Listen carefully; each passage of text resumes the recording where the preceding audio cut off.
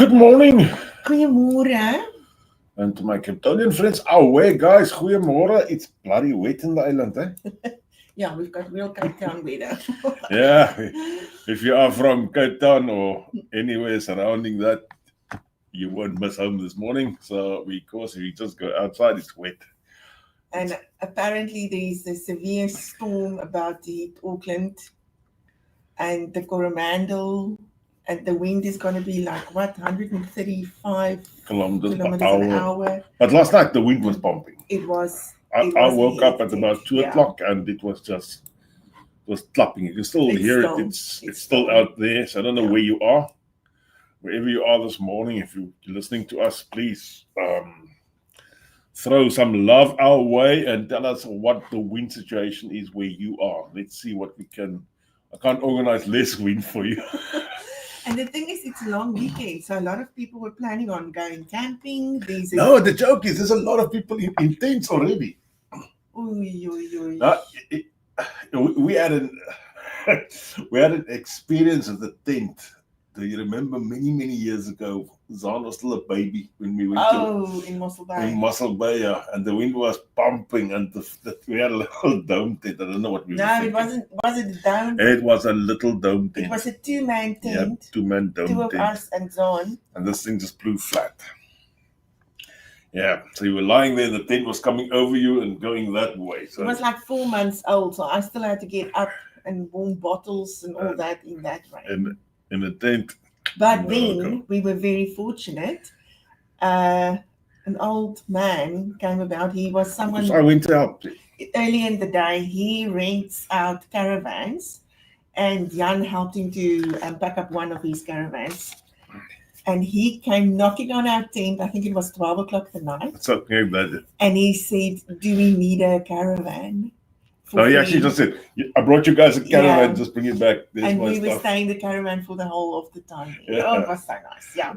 You see, we are still good Samaritans around. Bought the caravan those times already. Okay. Okay. So what are we talking about today? Today we're talking about a little bit about the good and the bad. Ups and the downs of life. Life in New Zealand.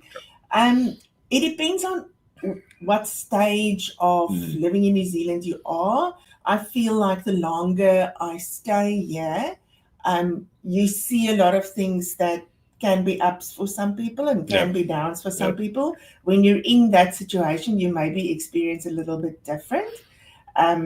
We've been here now almost 8 years. So but you have to keep your wits around you. Of course. I mean, none of the downs will ever make me want to go back to where I come from. But it's just how you experience it, and it's good to know these things before. Maybe it's a deal breaker for you. I don't know. Yeah, for some people, anything is a deal breaker. Yeah, to be quite frank. Yeah.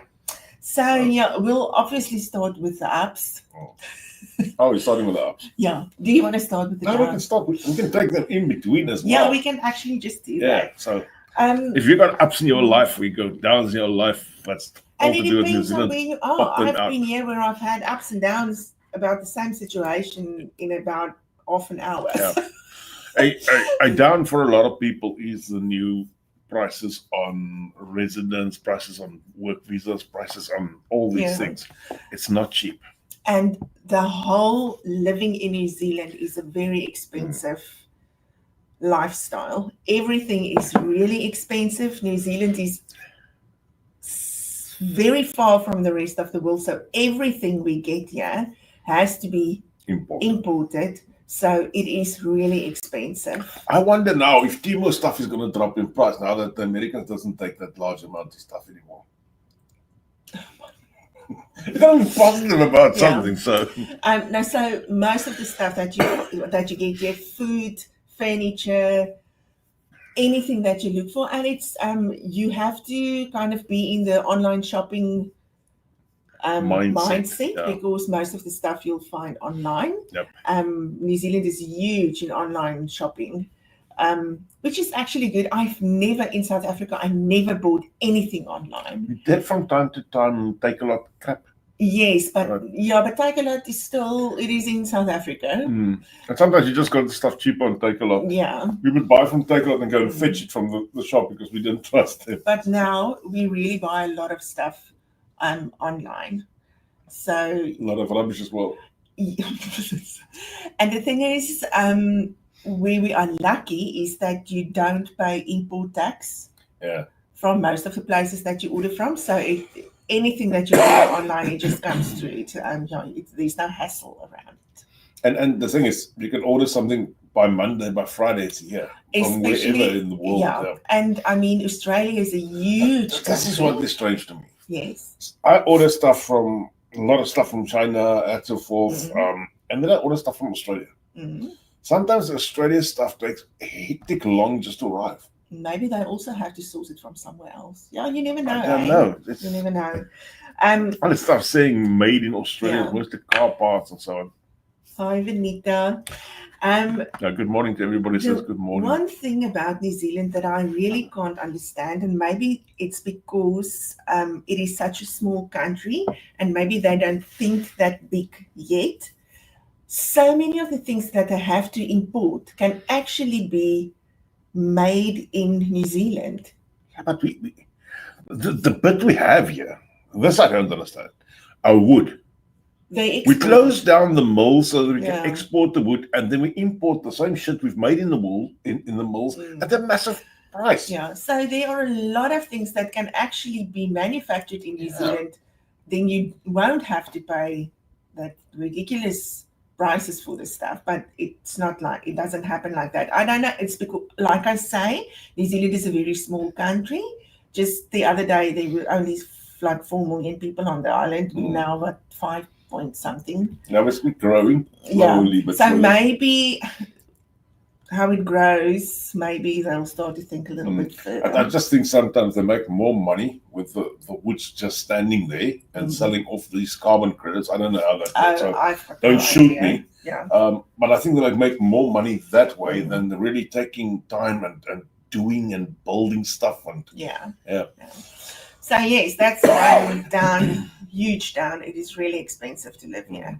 Housing is expensive. You pay a ridiculous amount for a very small house. And some foods are expensive, especially stuff like lychees, the stuff I really love. Yeah, so some of the stuff you just have to, okay, well, I buy 2 lychees, one for you, one for me, and that's it. Then it's $15. Yeah. So just get your head around that. And the thing is, yes, we all say buy in season. We do. We do buy in season. Pumpkins are ridiculously cheap at the moment. Okay, tomatoes, those type of things. Tomatoes are getting more expensive now. We're getting into winter, but the stuff that you need, the good Lord made it like that. The stuff that you need to keep healthy, it will grow. The 3 flowers and all those things. Yeah. So, Anita's saying some Australian retailers don't ship to New Zealand. Oh. I saw that some of them said it's not available in your country. Oh. But some Aussie stores charge $25 for postage. These days, I think everybody charges for postage. So yeah, the thing is, we live rural, so they even charge more. I don't know why. It's because they need a little bus to deliver the things. Then a little. But at least the taxi. The aunt coming to deliver the post is friendly always. So. Yeah, at least you get to know your post lady. Then a huge yes for New Zealand is just the untouched nature. You get the most exquisite beauty in nature that you'll find anywhere in the world, I think. So if you're a nature lover, tree hugger, plant eater, New Zealand is the place to be. Yeah. So we don't have the big 5, the lions, the elephants, those type of things, but we've got everything else that is gorgeous. So New Zealand isn't that densely populated, so they are still.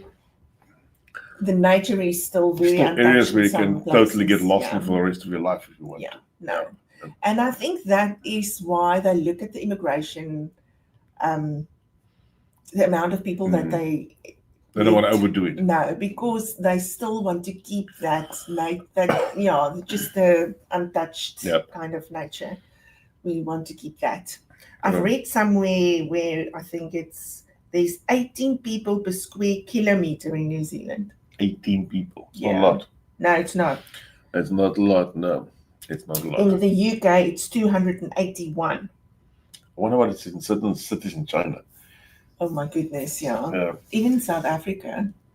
Because South Africa, if you bring the Karoo in there, then there's nobody living in the Karoo. Truly, a lot of. Except some farmers that's having five sheep on 500,000 hectares or something like that.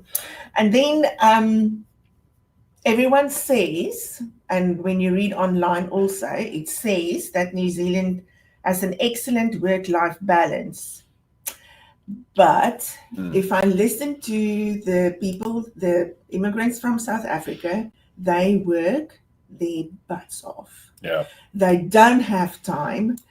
The thing is, you have to prove yourself first. And the way that South Africans just are is we work really hard. Our work ethic is just so good, and our standard of work is so high that and that's our own fault. We allow people to misuse us because we are so afraid of them sending us home and not being able to look after our families. That's just a South African thing. I don't know if it really changes when you become a citizen.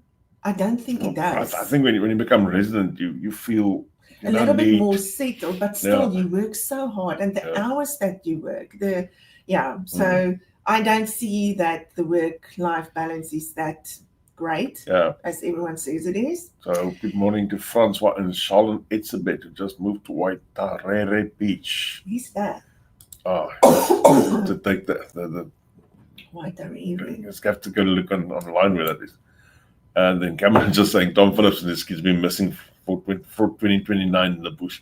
Yeah, it's been then they are found, then they're seen, then they're not seen. Oh, the people that is the guy that is disappeared with his kids. Rhino's asking. Oh, that's honestly. He's asking how's the weather. So. Oh, terrible. Then another good. As soon as you reach residence in New Zealand, it's actually just the same as having citizenship. You have all the perks that you will have when you are a citizen. The only thing is you still have a South African passport or wherever you come from. And so but otherwise you get all the benefits that you'll get in New Zealand when you're on residence. Well, even if you got a 2-year work visa, then you get all the. You still get. There's a little bit of a travel disadvantage when restriction. You want to call it that? Yeah. You're not allowed to leave the country for a few months or whatever. But otherwise, you get the same health. You can use the same health system. Everything else is exactly the same. So I think that's a really good point. Benita just saying immigration always works on a quota per year for permanent immigration. The 2021 residence visa filled up 5 years of the quota. Wow. Okay. So that means 2026 only again. But then the borders opened in 2022. New Zealand let in too many people again. The one problem is a lot of people are now starting to see redundancies coming through. And I think we're going to have enough redundancies for another 2-3 months. As part of the down of New Zealand, if you last in, first out again. So, Yeah, and I don't think it matters in what industry you are. It happens everywhere. It can happen in any industry. And even industries that are highly sought after, we've now found that are doing some redundancies. So they've reached their fill and they aren't getting any more contracts and stuff to just go ahead with what they were doing always. And then something that everyone talks about is the education system in New Zealand. First of all, you don't need to pay school fees. Yes, if it's a private school, you need to pay school fees. You can pay a donation to a school. I think they kind of encourage you to pay something, and I mean it. I think it's only right to just give some kind of money. So you have to buy school clothes, but I don't think, and you have to you pay for your books. for the books. But some schools have like meals, lunches, which is also free. Free, yeah. I know some schools are complaining about that, and my grandkids says it's fine. They love it. And you know what? It's mainly for the children that don't get any food at home. Food at home. So it doesn't matter what they give them, even if it's a sandwich, that's still fine.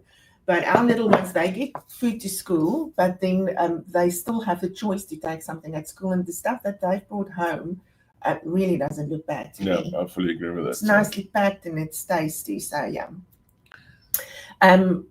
About the school education, the curriculums and the stuff, I can't talk a lot about that, but I know a lot of people complain about, they say that the children don't work at schools. Even some of the kids complain about that. I know my two little ones also complain that they don't do anything at school. They just play. I wouldn't have been one of those kids. I've been quite fun. They used to, back in South Africa, sit at a desk and work all day. So my daughter was also worried about that. But she has now totally changed her mind about it. Okay. She says that they don't learn the way that they learned in South Africa, but they still get the outcome is still the same or even better. Well, I've spoken to many parents, and we know many kids who haven't had a chance in South Africa, and they're absolutely doing, I want to say, ridiculously good down here. It's not even, they're not bringing their side. It's just, they're doing so good. They would have never had those chances in. And Benedine also said at first she couldn't understand the way that they teach the children to read. She always said she doesn't know how it's ever going to happen, how they're ever going to be able to read. And I mean, the 6-year-old reads Afrikaans and English books now. So I don't know what they do and how they do it, but it still works. So if you're worried about the schooling system in New Zealand, don't be too worried. It's different, but it still works. Oh, well, they still go to university, still get a They still can read and write and things, do maths and whatever else. Yeah, it's just a little bit different, but it still works. Yeah. I don't want to say too much about schools. I don't know enough. I don't know enough to say anything about schools, what I hear and what I experience. I see is I know I would have loved to go to school here. Oh yes, you would have. Oh yeah. And then talking about crime, New Zealand still has one of the lowest crime rates in the world. Still have way less than the rest of the world, to be quite frank. Yes, there are a few things sticking its head out. And they do steal cars. The kids steal the cars. It's not all cars. It's smaller little things. We hear a lot on the radio about, especially in the Maori households, there's a lot of violence and domestic violence. Domestic violence is huge amongst them. So you get that. And you hear about a few murders and stuff. But most of the murders that you currently hear about is gang related. Yeah. So it is not like you're walking in the street and someone It wasn't like this for 3 or 4 years ago. Yeah. It is a little bit more now than when we arrived 8 years ago. You didn't hear anything like that on the radio. Something like 3 or 4 murders per year. Yeah. So you hear about it now. This stuff is happening, and they do break in shops now and then, and they do steal cars. But I still don't think, I know still you don't have to fear for your life. I mean, that is one of the biggest things that makes New Zealand so much different than the rest. Yeah. So it's still very laid back. It's still very safe. Still no burglar bars. Everything is still very safe. Yep. So, yes, there are a few things happening, and it's everywhere in the world, even in the safest place in the world, which I don't know which it is at the moment. What country is it? Switzerland. That's doing what? The safest. I think something like that, yeah. But I mean, even there, things happen. It will happen anyway. Lana just saying they might steal or break in, but they are not as brutal. No. Anita's saying the drug issue is rampant. Yeah. Violence against women is increasing. The drug issue, if you don't take drugs, you don't take drugs. Like me, I don't take drugs, so I don't Yeah. have a worry about the drugs. But yeah, drugs could be a problem in any household And in any country. and in any country. I always think because New Zealand is so small, you hear about things like that more often than you would hear about it in. And even just one murder, you hear about it immediately. So it sounds really hectic, but in comparison, it maybe isn't that bad. I mean, the 80 murders per day in South Africa, you never heard of any one of them. Yeah. Because it's so common. Yeah. So. All right, let's go to some good things. Okay, but we're going good, bad. Okay, let's go into the good one now. And one thing that I really want to touch this morning is religion in New Zealand, because it is a huge thing. In most countries, no, not in most countries, but where we come from in South Africa, Christianity is everywhere, if I can say that. Yeah. Most people are Christians. You talk about it openly with anyone in the shops, wherever. Everyone knows about God and talk about God. And yeah, in New Zealand, it is different. I read now that it's still 36% of the people in New Zealand are Christians. Okay. 47% are non-believers. That's 50% of the population. Yeah. So they don't believe in anything, nothing. The next religion after Christianity is Hindu. That's the biggest religion. As big as Christianity as well. No, it's just like 2-3%. It's not much. And then there are a few other ones. It was an old one that you read. No, it's 2024. Okay. Yeah. Okay. So you don't get Christianity in schools unless your child goes to a Christian school, and that is why Christian schools are so popular in New Zealand amongst especially South Africans, because we want our kids to grow up knowing God, every day, and that is different in the schools. The kids in school, some don't know about God, they don't believe in God. So when your child speaks about God, they'll tell them there's no God, God doesn't exist. And that brings along many questions. We've just had it with our 9-year-old granddaughter, 8-year-old. And the other thing is, religion is also a very personal thing. It is a personal thing. I mean, there's Hindus that I know, there's Muslims that I know, there's Jew people that I know. And just because they're not Christian doesn't mean their morals are wrong. Yeah. But the thing is just, you have to know that you as a parent and you as a support system or a family will need to teach your child about Christianity and God, because they're not going to get it in school and they're not going to get it in the community. But I find that we as South Africans, in our community, that is Christianity is still, 100% of us are Christians mostly.